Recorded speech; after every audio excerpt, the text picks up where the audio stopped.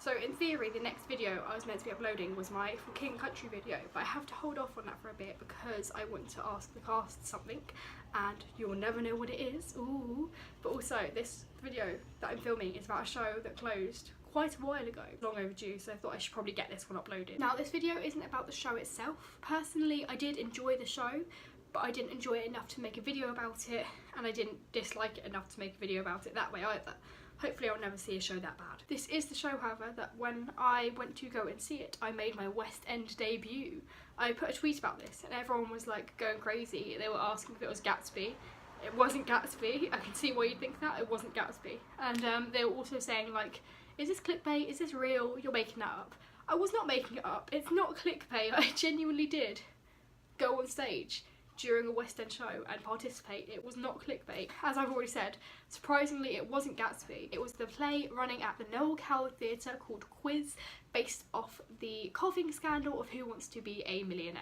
If you don't know what that is, it's where a contestant went on to Who Wants to Be a Millionaire and they won the £1 million jackpot, but they were taken to court by the show because they thought that he had someone in the audience coughing the right answers, which is how he won. Basically, the show just takes you through the court case of that scandal, and it talks about how the defence defended him and how the prosecution tried to find him guilty. It talks about how Who Wants to Be a Millionaire became the iconic TV show that everyone knows about. It talks about how quiz shows are so popular, how Who Wants to Be a Millionaire is very different. You're not competing against anyone, you have no time limit on the questions, they're multiple choice, so in theory it's very easy, but then when they explained it in the show you realise it is a lot more difficult. But anyway, so I booked the show for a ridiculously cheap price. I was just really not happy after placement one day, and I couldn't afford to go to Gatsby or King and Country. I think King and Country was sold out actually, and so I wanted to go see a show, and I was just looking through TodayTix and there was a ridiculously cheap price for Quiz. I think it was like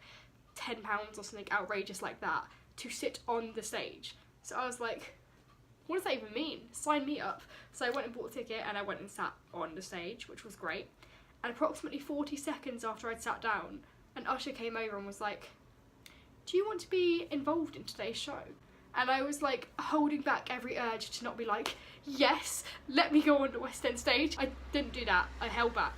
And I was like, can you just explain what I'll be doing? And he went, oh, it's nothing major. You'll just be going on stage to be a contestant during our Price is Right scene. And they're going to wheel a Hoover around. You have to guess the price of the Hoover. If you guess the closest price, then you win something. So I was like, that sounds like fun. Yeah, I'll do that. So the show started and I was watching it and it was really interesting. And then a bit came up, which wasn't the Price is Right, but they still picked on me. And it was one of those stupid games where you have to like answer as many questions as you can without saying the words yes or no. And I still stand by what I said, that I deserve to win because I did not say no. So he said to me, oh, do you live in London? And I went, I do. And he went, oh, what part of London are you from? At that time I was at Elephant and Castle, so I said so. And he went, oh, so you didn't have to travel in too far then? And I went, not really. And he went, not has N-O in it. N-O spells no. You're out. That's not fair. That's not how it works. That's how quiz shows don't give out the money. That's how they stay rich and the people don't win. They catch you out. I deserve to win that. That was unfair. So I didn't expect that. That was fun. And what was really cool is because the show was about a quiz, whenever they pick on people in the audience, you have a real camera in your face and the audience members are looking at you on a giant screen and you have a real microphone. It's a little bit intimidating, but it's hella fun. So that was unexpected and I deserve to win. I deserve to win.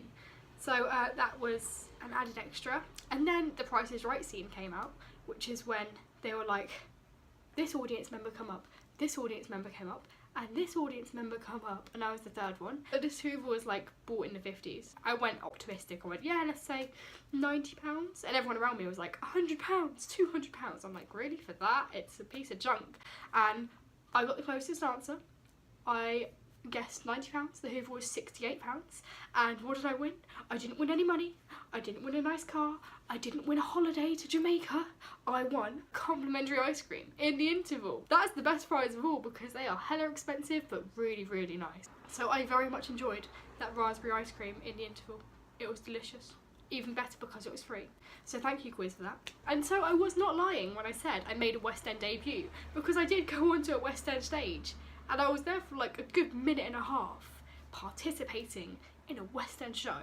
It was not clickbait. It just probably will not go down in history as the pinnacle of my acting career. But it was still really fun, and Quiz was genuinely a good play. It's just not the sort of thing I would have booked if it had been more than £10, and it's not the sort of thing I'd go back to see again, and it's not the sort of thing I'd rave about. It's really good at breaking down quiz shows, so telling you how they went from just an idea to the full-fledged TV show, or the setting. So like at the beginning of Who Wants to Be a Millionaire, it's really brightly lit, but then by the end of it, when it's getting really intense and they're up to the higher amounts of money, the lights get really dark, so it's just a single spotlight. And how the setup for Who Wants to Be a Millionaire is replicated from that of people who are being interrogated. So that was really interesting. There were some really interesting facts that I got out of it, but as a play itself, I don't think it worked that well. I just think that the news story of the coughing scandal should have stayed as a news story and not been adapted into a play. Hey, that's the thing about theatre. I might not have found it breathtakingly, fantastically wonderful, but someone else, it might be their favourite play. Theatre is subjective. You can make your own opinions. So this video is a really short one for you guys, which is a nice change, I guess, because I normally do really long chatty ones. And that is the end of my West End debut story. Before I go away from this video and edit it, I would like to quickly talk a minute about the t-shirt I am wearing. It is my Brave the Shave t-shirt for Macmillan Cancer. If you have watched my last video, you will know that I am shaving my entire head for Macmillan Cancer Charity. People have been asking, is there going to be any hair left on my head, like even a little bit? No, my whole head is getting shaved. I'm going bald for cancer. And today my welcome pack from Macmillan Cancer Charity arrived, which contained this t-shirt. As well as this t-shirt, the welcome pack also came with my donation box for change and my sponsorship form if people want to donate this way. For the next 8 days, that's all that's left, 8 days, I will be going around wearing this t-shirt every day, and I'll be carrying these with me wherever I go. So if you do see me out and about and you want to donate but you don't want to do it online, please come up to me and say hello. It'll be great to meet new people anyway, and it'll be even greater if you guys could donate any money towards Macmillan Cancer Charity and my head shave. Even if it's just 5p, 5p is 5p, it makes a big difference in the long run. On the back of the box, it actually tells you what your donations go towards. So we've made £140 so far. So that's these 3 boxes here, plus this one here, which says 112. And £112 provides support and advice to families when they need it most from a Macmillan family support worker. And that might not sound like a lot to you, but to someone who is being affected by cancer, I'm sure that means a great deal, and that will mean so much to them. So as well as my t-shirt, my box and my sponsorship form, it also came with some really cool stickers. So if you donate, you can get a cool sticker to say you helped donate towards Brave the Shave. It also came with a giant poster. I don't actually know where I'm going to put this yet, because I want to put it somewhere that people are going to see it and are going to then donate.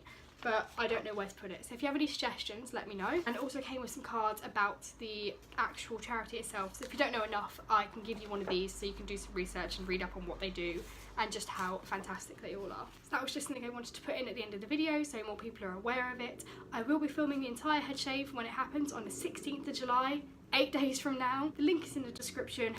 You know what to do. Donate, share, tell your friends, tell your family. Tell your great-grandmother who lives in New Zealand. I don't care who you tell, just pass the news around, because I really want to raise as much money as I can and just really help as much as I can. So that is that for today. Thank you for watching. After this video, I'm going to go and film my video about the jungle. That is a video about the entire play, because, oh my goodness, that is a story for another day. So thank you for watching, and bye.